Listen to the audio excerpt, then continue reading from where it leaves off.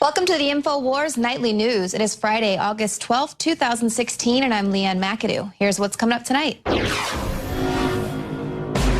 Tonight, Hillary's body count has finally hit the mainstream.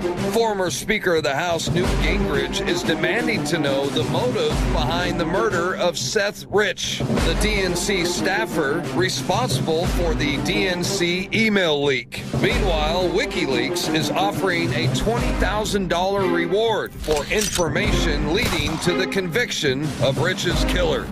Plus, Rand Paul says Hillary Clinton could get 5 years in prison for lying to Congress about weapons going to ISIS. Is the U.S. involved with any procuring of weapons, transfer of weapons, buying, selling, anyhow transferring weapons to Turkey out of Libya? To Turkey?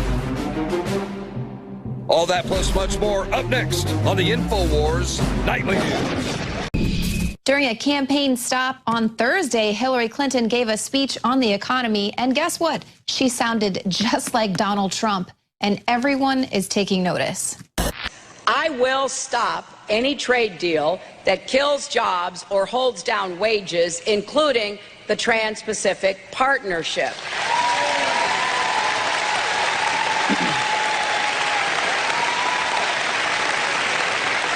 I oppose it now.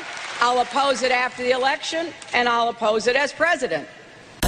So, of course, the TPP is a trade deal that Trump has been lambasting since before he even decided to run for president. Hillary Clinton, on the other hand, has been for this trade deal from the very beginning. Even CNN was forced to have to report on the fact that she totally flip-flopped on the issue.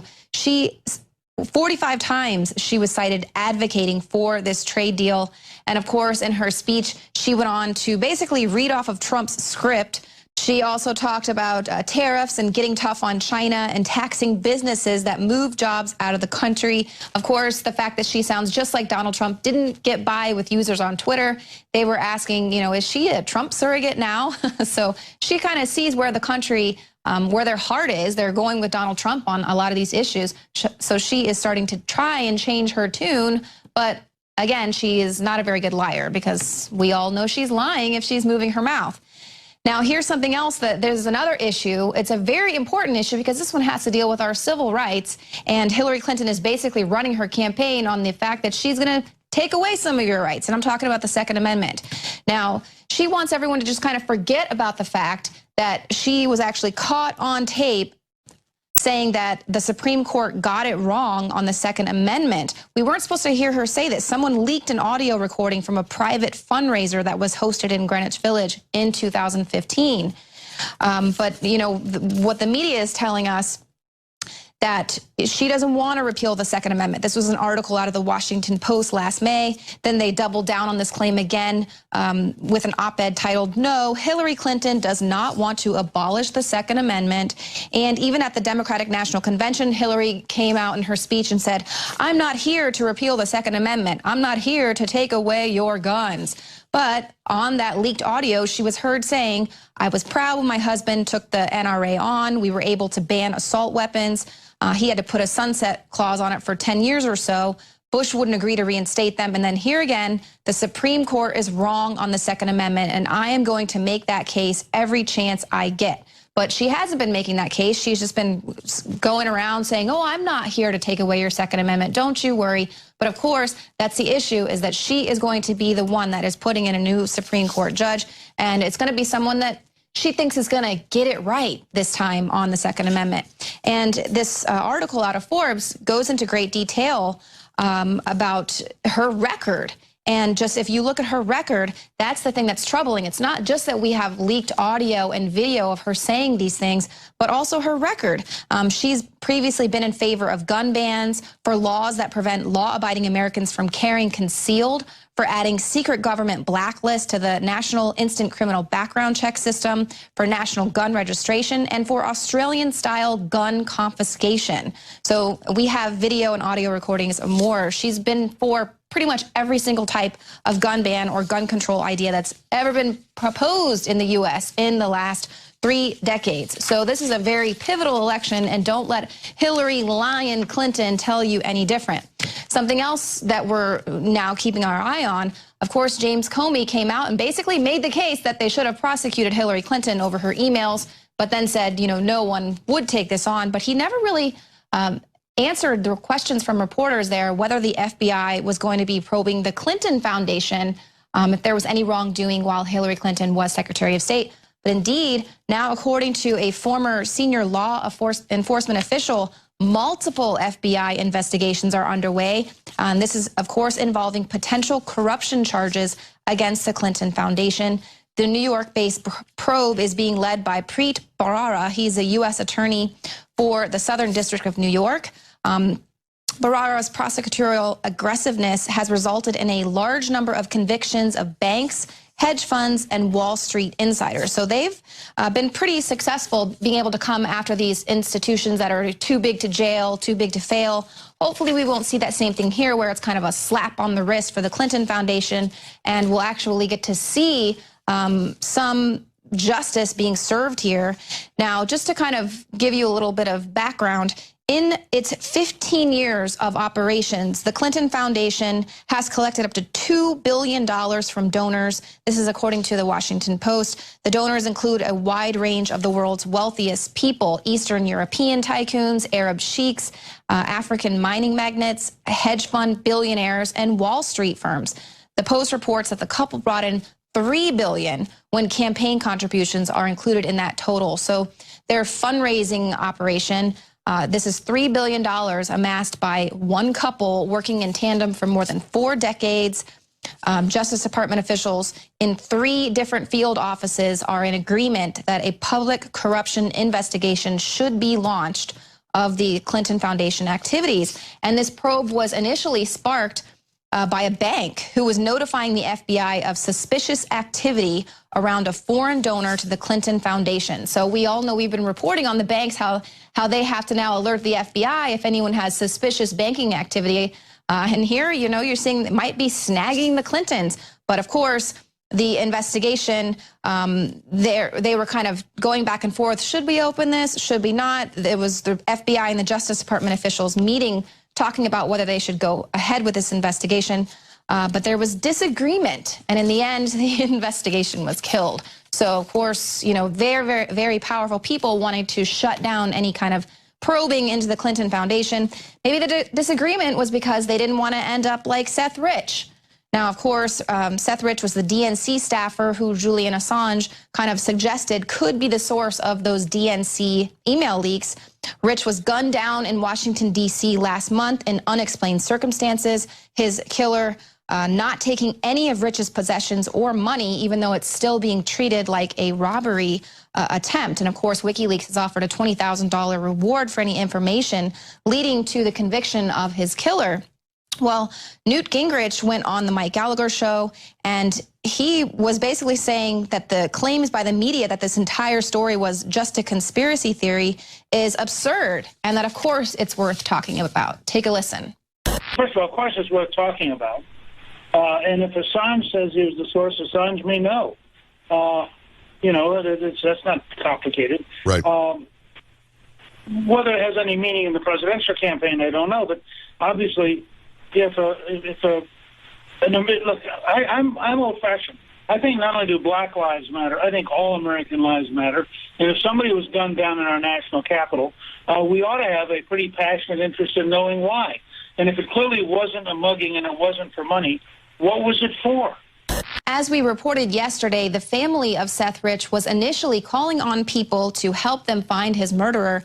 Rich's family have now hired Brad Bowman. He's a public relations manager who specializes in crisis communications for the Democratic Party. Bowman's primary concern seems to be silencing suspicions over Rich's murder.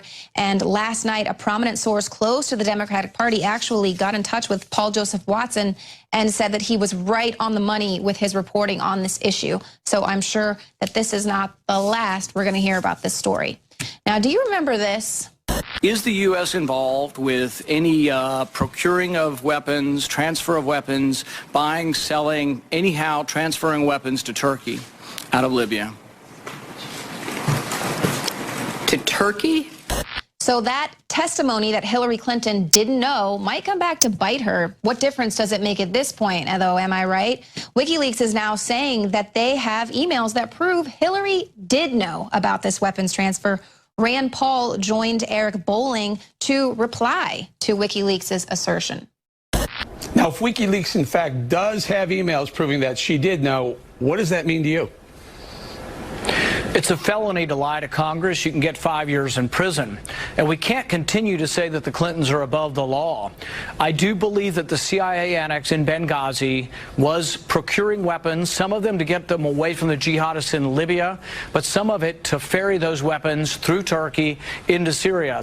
And Rand Paul also pointed out, reminding everyone that most of the mainstream media was telling everyone that Hillary Clinton was actually the biggest advocate for arming the Islamic rebels, who, of course, turned out to be defectors, enemies of the U.S., or now ISIS. They blew up all the infrastructure, turned al-Qaeda loose to run around murdering everybody. Now al-Qaeda has spilt all the way into Central Africa, all the way into Western Africa, and is just running around murdering everyone. All run by Hillary Clinton. We let ISIS take this position. It was Hillary Clinton that she should get an award from them as the founder of ISIS. That's what it... Oh, ABC's cut out right there. And they are now moving forward, rolling forward with massive censorship. She gets up there and she says, you know, ISIS is using Donald Trump videos to recruit. He is becoming ISIS's best recruiter. I mean, you heard the CIA whistleblowers like Tosh Plumlee. He had to retire when he came on the show. You heard them all say that she's running through the State Department a program with billions of dollars back to her foundation to send money out to all these different groups, and then the money just comes right back to her. They give them the weapons, they send her money back. But because the other agencies wouldn't go along with it, they had to kill the people at that base and kill the ambassador to cover it up. ISIS is honoring President Obama. He is the founder of ISIS. He's the founder of ISIS. When the Soviet Union invaded Afghanistan, we had this brilliant idea that we were going to come to Pakistan and create a force of mujahideen, equip them with Stinger missiles and everything else to go after the Soviets inside Afghanistan. And we were successful. I would say the co-founder would be crooked Hillary Clinton. This can't really be happening, that Hillary Clinton's probably going to be our next president when she's such a criminal gangster, so evil, such a fraud, and armed al-Qaeda and ran the whole strategy to destabilize Africa and the Middle East. The people we are fighting today, we funded 20 years ago. Well, voters have come to expect the mainstream media tilting the American elections. But what's new about this presidential election season is that social media and even video games are getting in on the act. And this is coming out of the Observer. Excellent reporting here. They talk about the propaganda skewing running much deeper than just the media. Our iPhones, iPads, social media networks, Google, and even video games are all in the tank for Hillary Clinton. It is chilling. So it goes on to talk about an interview that the writer was conducting on MAGAPod, which is a pro-Trump podcast. And the show's host, Mark Hamill, was disappointed because Apple would not run his show without an explicit warning label. His podcast didn't contain any explicit content under Apple's policy, so he checked in to say, you know, why is this happening? Most other news in the news and politics category isn't labeled as such. So on June 18th, he spoke to a representative from Apple. She explained, since the description of his show is pro-Trump, his show is explicit in nature because the subject matter is Donald Trump. Whoa. Meanwhile, Apple has dozens of podcasts discussing Osama bin Laden or Adolf Hitler, and those don't have an explicit warning. So here is Apple basically telling anyone who wants to watch this podcast that the Republican presidential candidate is explicit. Also, Apple has twice refused to publish a satire Clinton emailgate game called Capital Hillary. They claimed that it was offensive and mean-spirited. And this is, Apple, who has approved dozens of games poking fun at Donald Trump, including a game called Dump Trump, where he is a giant turd, basically. And then so it goes on to just talk about iPhone and iPad going into the Apple News. So if you have it on your phone and you're wanting to get those news updates, the algorithms are total leftist propaganda. And WikiLeaks founder Julian Assange has also said that Clinton made a deal with Google and that the tech giant is directly engaged in her campaign. It's been widely reported that Clinton hired Eric Schmidt, who is the chairman of Alphabet, which is now the parent company of Google. She had him set up a tech company called The Groundwork. Assange claims that this was to ensure Clinton had the engineering talent to win the election. Of course, a lot of people on Clinton's staff have worked for Google. Some of her former employees now work for Google. So it's that same revolving door. And so that's no surprise. We've had multiple reports accusing Google of manipulating the searches to bury negative stories about Clinton. And then, of course, if you search for Donald Trump, Google will also pull up Adolf Hitler right there, just to kind of just get that in people's heads that Trump is literally Hitler. Just yesterday, it was revealed that Twitter's top executive personally protected the president from seeing any critical messages last year. And of course, this year, we're seeing Twitter not only banning conservatives, but they've also changed their algorithms to promote Clinton while giving negative exposure to Trump. Of course, they're burying pro-Trump Twitter handles as well as hashtags. And that's why the people are in active revolt. Even this guy. I am a patriot, and you are a traitor. Patriot, American patriot. Your name is traitor. Hillary wants to essentially abolish the Second Amendment. By the way, and if she gets to pick her judges, nothing you can do, folks. Although the Second Amendment people, maybe there is, I don't know. From my cold, dead hands. Anybody that wants to make me unarmed and helpless, people that want to literally create the proven places where more innocents are killed, called gun-free zones, we're going to beat you.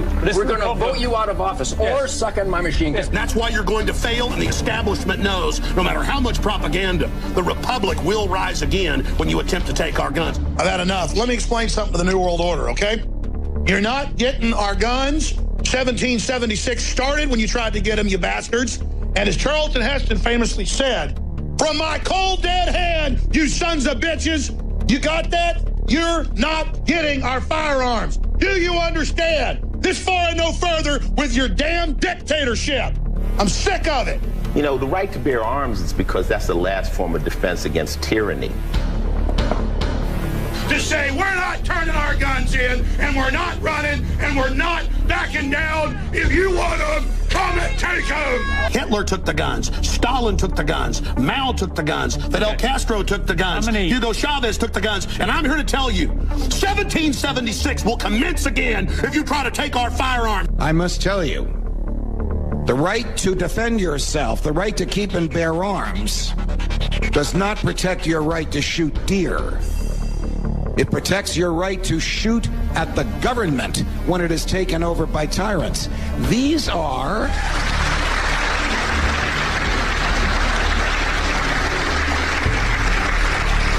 the quintessential American right. The right to be left alone.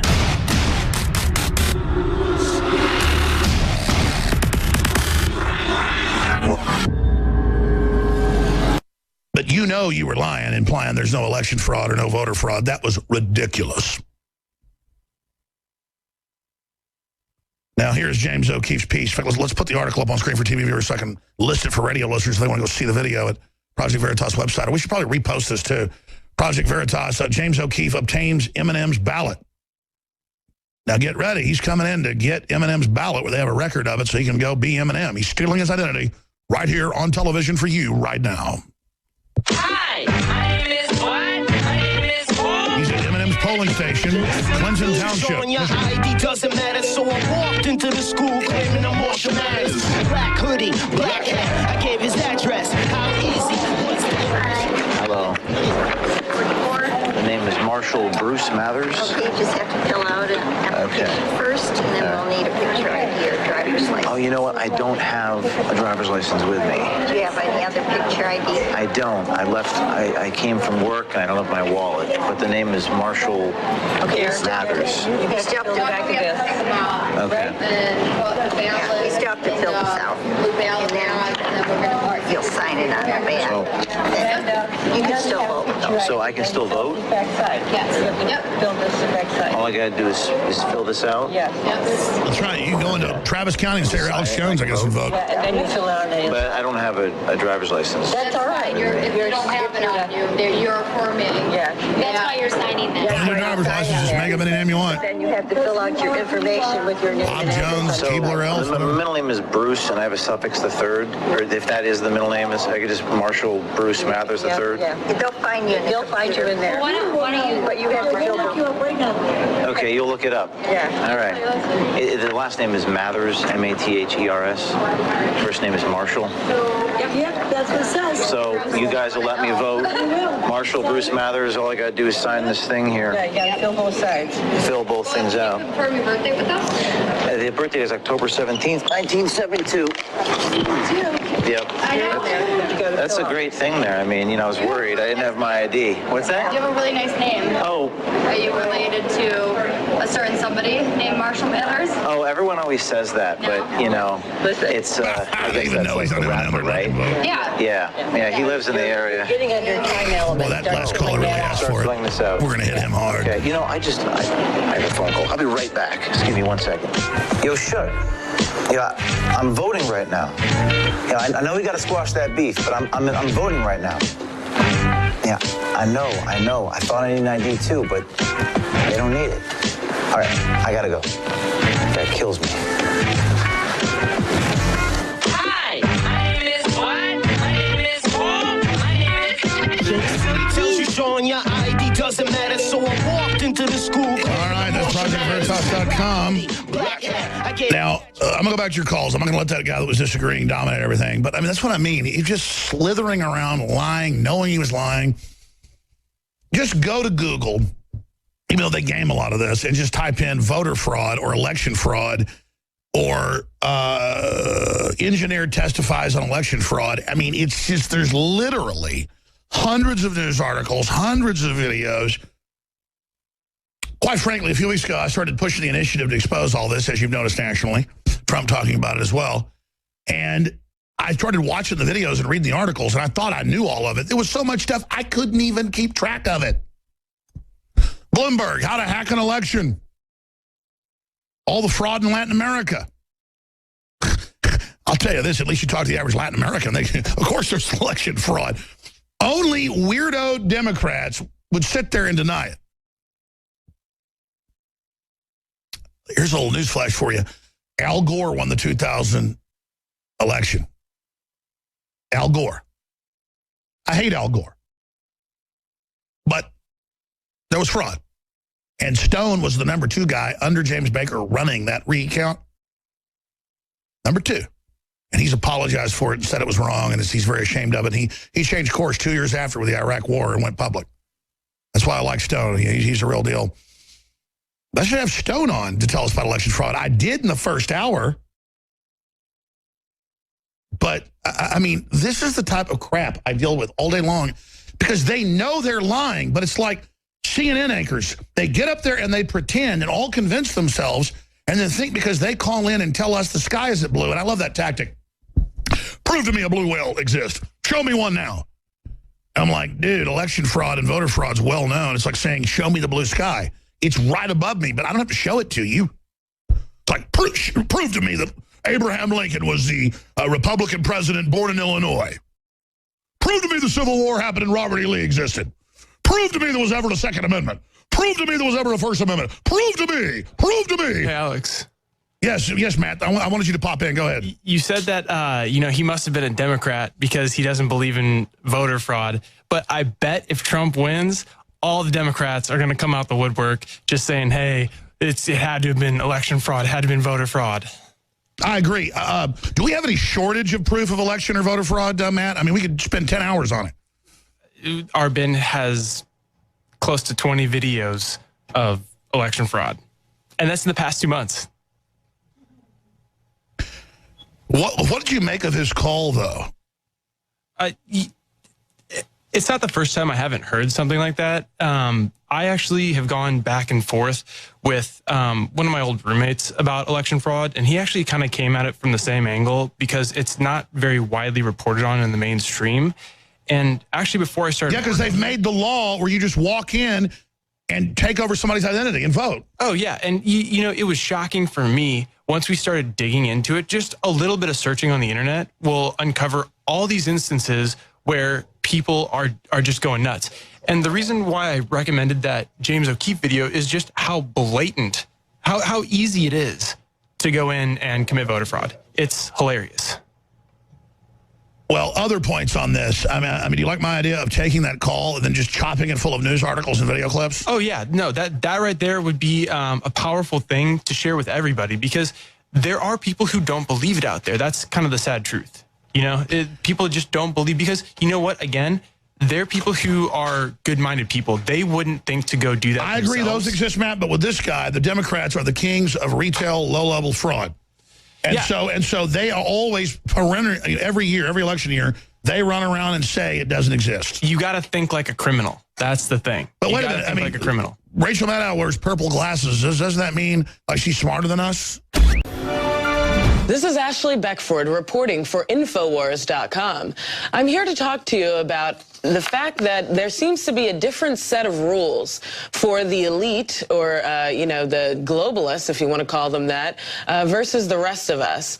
It was widely reported by MarketWatch yesterday that the DEA was set to reveal long-awaited marijuana decision based on a congressional petition to reschedule marijuana in the Federal Register. This MarketWatch article says that marijuana is currently under Schedule 1, meaning that it has a high potential for abuse. The DEA's response, people were thinking, would allow it to be put into a less restrictive schedule. It would allow more research under continued regulation. They also had the choice to deschedule it, remove it completely from the agency's regulation, or take no action. For the past 20 years, we know that many of the states have legalized medical cannabis using doctors' recommendations instead of prescriptions and providing it through dispensaries. Rescheduling it to Schedule 2 could have actually made it so that it had to be prescribed by an actual physician under, you know, federal DEA laws. At the same time that we were awaiting that decision from the DEA, we saw that the Obama administration had another member who was actually experimenting with cannabis. The headline here says Malia Obama appears to be smoking pot at Lollapalooza. So Malia Obama was caught with cannabis. She was puffing away, it says, at a cigarette, according to a bystander who says it was cannabis. She went ahead and skipped the DNC to go to Lollapalooza. And even though it was decriminalized, cannabis in the state of Illinois, you know, it's pretty, it's very, I would call it irresponsible for the president's daughter to be there, you know, smoking and, you know, in public and basically in a legal fashion.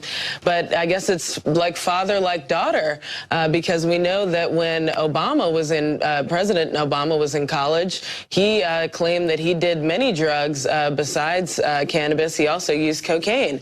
So I'm wondering why Obama now, today, with this headline, DEA, marijuana to remain classified as a dangerous drug in the U.S., I'm wondering why Obama is punishing America for what his daughter made as a mistake. Why is Obama saying, we're going to punish everyone and make sure that we don't reclassify marijuana as a, Schedule I drug. We're going to leave it being at the highest level of danger, to the general public. We're not going to recognize all the people across the world, in Israel, in the Netherlands, and other places where they're doing extensive research on cannabis. We're going to ignore all that. We're going to keep it as Schedule I, although they do say they're going to open the door to further medical research of the drug by expanding the number of agencies that can legally grow marijuana, because currently right now the University of Missouri is the only school that the government allows to grow cannabis. So segueing into that, we have a whole issue right here in Austin with Agenda 21. And this is kind of, related to this, because it's all about how, like I said in the start of this, how there's a different set of rules for the elite versus the average person. So they want to ban smoking in patios here in Austin. The article is from the Austin Chronicle, Playback, the return of the Austin smoking ban. A decade after the initial smoking ban, local health group, quote, health group, hopes to stomp out smoking patios. A public health organization is working to amend Austin's smoking ordinance to restrict vaping anywhere smoking is forbidden and prohibit cigarette smoking on patios of restaurants and bars. The initiative comes courtesy of Central Health, a taxpayer-financed hospital district in Travis County. The owner of Hotel Vegas says it will put us out of business. That's a local bar here. People come out to drink, and they like to smoke when they drink. That's nightlife. If we can't let people smoke on our patio, the kids will start doing house shows instead of playing here. So some of the list of the venues here that would be impacted include the Saxon Pub, the White Horse, Mohawk, Empire, Barracuda, Sahara Lounge, and Flamingo Cantina, even Spider House Ballroom. Strange Brew, the list goes on and on. So they're willing to shut down these businesses basically based on, just like they did with Uber and Lyft, which I'm going to show you a video on that. But they're basically ready to shut down all these different businesses just because they think, well, maybe it's not healthy. Oh, this is a public health issue. But really, it's not a public health issue. It's an issue of control. They're saying, Central Health is saying that the amendment isn't about deterring people from smoking, but about protecting the public from secondhand smoke. Let's take a look at the K-View video to see what local people in Austin have been saying about this. City of Austin Medical Director Philip Huang says he's for Central Health's proposal because it will improve public health, citing that tobacco is the #1 cause of preventable death in Travis County and that there is no safe level of exposure to secondhand smoke. Tobacco kills more than AIDS, crack, heroin, cocaine, alcohol, car accidents, fire, murder, and suicide combined, and it's entirely preventable. City data shows only 10% of Austinites smoke, so he thinks the majority of the city will support this ban. So this local health expert on the city council is talking about how this is a public health issue. And like I said, I don't believe it's an issue of health. It's an issue of control. And the city of Austin, it's a predatory city council where they are actually trying to just take away a lot of the freedoms that people have.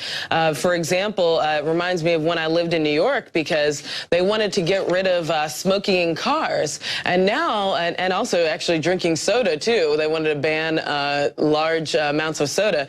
So now they've actually accelerated to not only wanting to ban you smoking in a car, now they want to ban smoking and cars in general. So we call this, or Alex Jones actually called this the smart city screw job, because here in Austin, we have a situation where Uber and Lyft have been taken out of the city. So bad planning with these smart cities and Agenda 21 has basically got us to a point where we have no parking. You know, we've been able to cancel out, their plan to try to make us live in these smart areas by, creating this technology, Uber and Lyft. And now they've basically chosen the winners and losers here because they say Uber and Lyft wouldn't comply with the laws. But really, I think it's a ploy to get more DWIs. It's $10,000 every time, someone gets pulled over. And and we know that those charges had dropped significantly since Uber and Lyft were in town, and now they're back up since they're gone. So it's all about profits and also just increasing globalism and totalitarianism. So let's go to a clip of Joe Biggs, Leanne McAdoo, and Alex Jones discussing this issue. Joe, you've gone over this. So now it's just going to be outlawed when, or it's just not going to be here? As of 5 a.m. this morning, Uber and Lyft are gone. You can no longer access it. Apparently, they're trying to negotiate with the city to see what they can figure out. But at the end of the day, it's all about revenue. Austin wants their money. They want to make money off of this. They're not getting the revenue that they got from DWIs as much as they were getting. They want the drunk drivers out there. Yeah, I mean, when they put out these ads, like, we want to stop DWIs in Austin. No, they don't. By the way, that's why they admit that they don't ever even or hardly arrest illegals for drunk driving, because the illegals just walk. Right. Yeah. When they're the ones that have completely gotten rid of all the parking downtown, you can't even find a parking spot. It was their city design. Yeah, this is the smart city screw job. And then they're like, well, wait, something... It's meant to make you take buses. We innovate around it with technology, so they want to screw that over. So there you have it. The bottom line here is an overreaching local government. And when we go back to KVUE here in Austin, they did a poll on Twitter. 409 people voted. 68% said yes, ban smoking on patios. 32% said no. And that's out of a city that they claim is only 10% smokers. But the bottom line is it's going to shut down a lot of local businesses and change the local character of Austin if this smoking ban passes. And they need to do a referendum rather than taking total control and telling us what to do. But this is a part of the whole Agenda 21 plan. They have right here this article from Kit Daniels on INFOWARS.com. Agenda 21 developers plan car-free 30-story condo in Austin. So they want you to not be able to drive a car whatsoever. They're forcing you into biking, walking, ride-sharing, and public transportation. This is part of a UN plan. And so if you go on INFOWARS.com and you check out that article, you'll see exactly how it was developed by Hillary Clinton's husband and how they're going to continue to do this in the future. Stay tuned to INFOWARS.com for more special reports. Welcome back. Joining me now in studio with an update on those reports that ISIS is operating in Mexico, Joe Biggs. Let's talk about the fact that we had an ISIS operative that was reportedly training militants near the U.S. border for the past year. He actually bragged about it in an Italian newspaper. But what's the new update? Yeah, I actually went down there with Josh Owens, and we actually did some reporting. I actually took a vehicle that I got from a guy. I had this local, and he actually drove me into Juarez, Mexico, over the border and into a town called Anapra. And if you go back and look at these Judicial Watch reports and things like that, and the FBI has confirmed as well that they're a credible source on this intel, that ISIS has a base in the Anapra area, and they are operating their training right now. Now, what happened earlier this year, top-ranking Homeland Security official acknowledged that Mexican drug cartels were helping ISIS sneak across the southern border to scope out targets for terrorist attacks. ISIS operative Sheikh Muhammad Omar Kabir was reportedly been training militants near the U.S. border in Anapra, which is right outside of Juarez. Kabir actually brags in an Italian newspaper that we talked about earlier, said he was wanting to kill thousands of people in Texas and Arizona. An ISIS operative arrested and criminally charged in Ohio this month has confirmed the terrorist group has cells in Mexico, according to federal authorities. And Judicial Watch has reported on this before, just like we have here at InfoWars. Now, what Josh Owens and I did, we rented a guy out, a plane, flew over, found some interesting things, and then that's when I went into Anapra and got on ground and tried to find these little areas. You know, we found a mosque, which is kind of weird, you know, in that area, seeing as how it's predominantly Roman Catholic, you know, Mexican families, religions that are out there. So it was really weird to see something like that, you know, but there's definitely something going on, especially when you get out of there and then the FBI comes and meets you at the airport and wants to debrief you and find out what it is that you saw when you were over there. Yeah, because they're looking into it. They just can't go over there. They don't have it's all that red tape stuff, but there's definitely a credible threat. If the FBI didn't think there was something going on, they wouldn't have stopped me to ask me what it is that I saw. So there's definitely something that's you know, happening down there south of the border, which is why we need Donald Trump and others to come forward, secure the border so we can get this taken care of. Right, and there's another story coming out of Texas. Two wealthy Sharia Muslims actually kept slaves in their home here in Texas. That's super trendy. A judge told them that, you know, this was crazy and has actually banished them from the United States, found them guilty of engaging in forced labor of their 2 servants. The judge was totally disgusted with them. Well, then they replied that the judge, that they're being Islamophobic because Muhammad had slaves. So you can't punish them for having slaves because that's Islamophobic. That's their actual, yeah. That's your actual argument in court. Well, look. You're being Islamophobic. The Quran said that Muhammad had slaves, so we can have slaves. Right. You're going against my religion, buddy. Freedom of religion, I was told, right, in America? Exactly. Where's the Constitution at? Freedom of religion, as long as everyone understands that we obey the Constitution here in this country. And in fact, a Dallas mayor last year was like raked over the coals for explicitly setting this law in place that we follow the Constitution here, Sharia law. There's no Sharia courts allowed here. And everyone was laughing at her saying, oh, please, that would never happen here. That could... Wonder how many Black Lives Matter protesters are going to go out and protest for this couple right here that had slaves. Yeah, well, and of course, they were able to do this because they lied on their applications of why they were wanting to bring these people in. They lied and they said that they would be paying them $1,500 a month. And of course, this is the exact same program that Obama assures us will not be used to get terrorists in. Wait, no one's going to lie to bring people in. And you see here, they were willing to lie to bring in slave labor. So just like the con job guy? Yeah. His job was to bring in those people from war-torn Islamic radical areas. Right.